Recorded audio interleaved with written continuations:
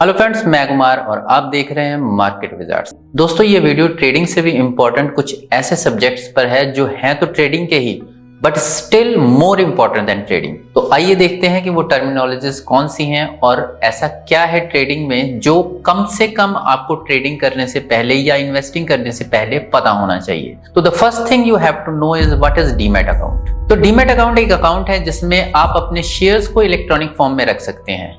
ये सेबी के द्वारा रेगुलराइज होता है, इसमें धोखाधड़ी वाला कोई भी ऐसा सीन नहीं है।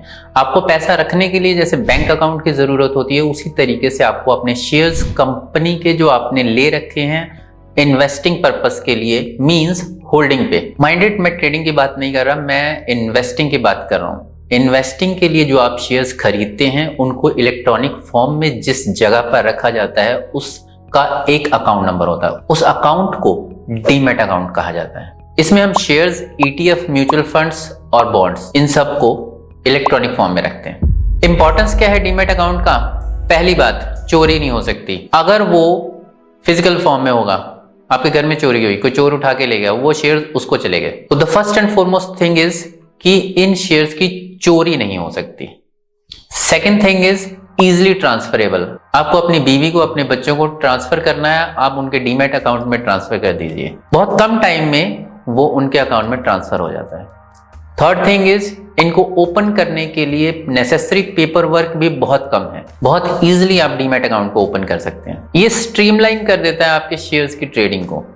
आपको पता होता है आपने कितने इन्वेस्ट किए, अकाउंट खोलते हैं, उसके बैकएंड पे जाते हैं, आपको वहां पे आपके शेयर्स दिखते हैं। आप डीमैट के बैक ऑफिस में जाकर ये देख सकते हैं आपने कितने पैसे इन्वेस्ट किए हैं किस शेयर में और उस शेयर की क्या वैल्यू है। What is dematerialization? Physical form के शेयर्स को इलेक्ट्रॉनिक फॉर्म में कन्वर्ट करने को डीमैटेरियलाइज कहा जाता है। Features of demat account. Demat account का कंसेप्ट NSDL 1996 में लेकर आया था, नेशनल सिक्योरिटी डिपॉजिटरी लिमिटेड। क्यों लेके आया था? रीजन था कि जब हम इलेक्ट्रॉनिक फॉर्म में नहीं रखते थे, हम फिजिकल फॉर्म में रखते थे, तो आपको जो शेयर्स अप्लाई करने होते थे और जो शेयर्स आप तक एलोकेट होकर पहुंचते थे, उसमें एक टाइम कंज्यूमिंग प्रोसेस लगता था, बहुत ही टीडियस जॉब था। ऊपर से इसका रिकॉर्ड रखना मुश्किल था, बहुत सारे लोगों के साथ फ्रॉड हुआ। तो उस वजह से एक प्लेटफॉर्म बनाया गया, एक कंसेप्ट बनाया गया जिसको ओवर द टाइम जाकर इंप्लीमेंट किया गया, जिससे ये सब चीजें एलिमिनेट हो गई। डीमैट अकाउंट काम कैसे करता है? डीमैट अकाउंट जो आपके बैंक अकाउंट से लिंक होता है, जब आप बाय या सेल का ऑर्डर डालते हैं, तो सपोज करो आपने सेल का ऑर्डर डाला, तो जो सेल ऑर्डर है वो आपके डीमैट अकाउंट में पड़े हुए शेयर्स की क्वांटिटी के साथ मैच किया जाता है और क्लियरिंग हाउस को भेजा जाता है कि वो आपके इतने शेयर्स को निकाल कर बचा हुआ अमाउंट आपके खाते में या आपके बैंक अकाउंट में ट्रांसफर कर दे। और अगर आप बाय करते हो तो सेम दूसरी साइड के सेलर के साथ होता है। ये T+2 डेज में अगर आप बाय करते हो तो T+2 डेज में जो आपके बाय किए हुए शेयर्स होते हैं वो डीमैट अकाउंट में रिफ्लेक्ट होना शुरू हो जाते हैं। पर इसका मतलब ये नहीं है कि आप उसके पहले उनको सेल नहीं कर सकते, अनटिल अनलेस सेटलमेंट या क्लियरिंग हाउसेस का हॉलीडेज हो। अब बात आती है कि डीमैट अकाउंट को खोलने की रिक्वायरमेंट क्या है, कौन कौन से डॉक्यूमेंट्स चाहिए। पहला पैन कार्ड, दूसरा Aadhaar card, address proof, bank account की कॉपी और अकाउंट स्टेटमेंट, फोटोग्राफ, और बस इतना ही चाहिए होता है। और आपको ये सिलेक्ट करना होता है कि आप अपना डीमैट अकाउंट किस ब्रोकर से खुलवाओगे। अब ब्रोकर में भी दो तरह के ब्रोकर होते हैं, एक ऑनलाइन ब्रोकर, दूसरा ऑफलाइन ब्रोकर। एक्चुअल में क्या था, पहले ऑफलाइन ब्रोकर ही होते थे, आपको फोन करना होता था, आप फोन करने के बाद आपके ऑर्डर्स प्लेस होते थे।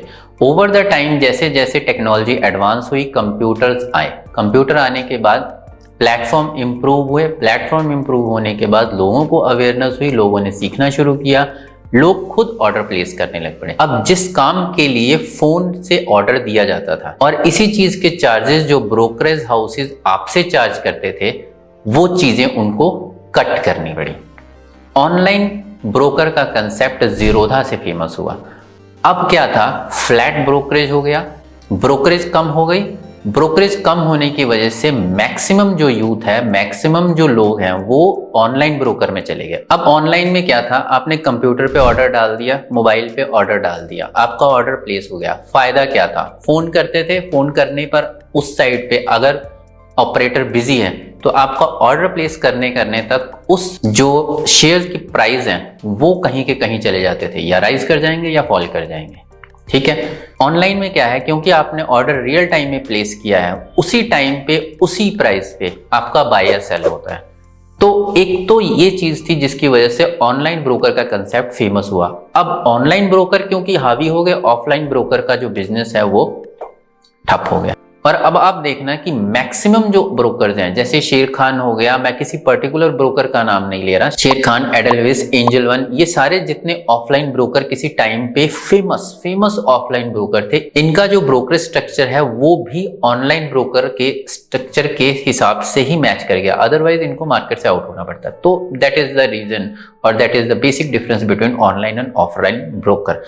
पर द वन थिंग इज कि ऑफलाइन ब्रोकर स्टिल थोड़े कॉस्टली हैं, पर सर्विसेज भी वो उस हिसाब से प्रोवाइड करते हैं। बट स्टिल जो ऑफलाइन ब्रोकर हैं उनकी सर्विसेज थोड़ी बेटर होती हैं, वो थोड़ी रिस्पॉन्सिबिलिटी के साथ काम करते हैं। आप फोन करके किसी भी रिक्वेस्ट, किसी भी कंप्लेंट की रिक्वेस्ट डालो, वो कंपैरेटिवली थोड़ी इजी और थोड़ी जल्दी रिजॉल्व होती हैं। वो पर्सनली पेन लेते हैं, बट स्टिल आपको उसके लिए थोड़ा एक्स्ट्रा कॉस्ट देना पड़ता है। And on the other hand second type जो ऑनलाइन ब्रोकर है, उसमें क्या है, आपको मेल के जरिए ही रिवर्ट करना होता है, वो रिवर्ट करते हैं। आपको कंप्लेंट फाइल करनी होती है, वो रिवर्ट करते हैं। तो ये प्रोसेस आपको खुद को हैंडल करना होता है।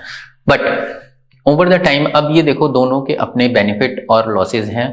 तो ये आप देख लेना कि आपको ऑनलाइन ब्रोकर के साथ जाना है या ऑफलाइन ब्रोकर के साथ जाना है। तो well that's all for today's video. अगर दोस्तों आपका रिस्पांस अच्छा रहा तो डीमैट के बाद हम अगली वीडियो में डिस्कस करेंगे शेयर मार्केट कंपोनेंट्स और शेयर मार्केट काम कैसे करता है। So stay tuned and do subscribe.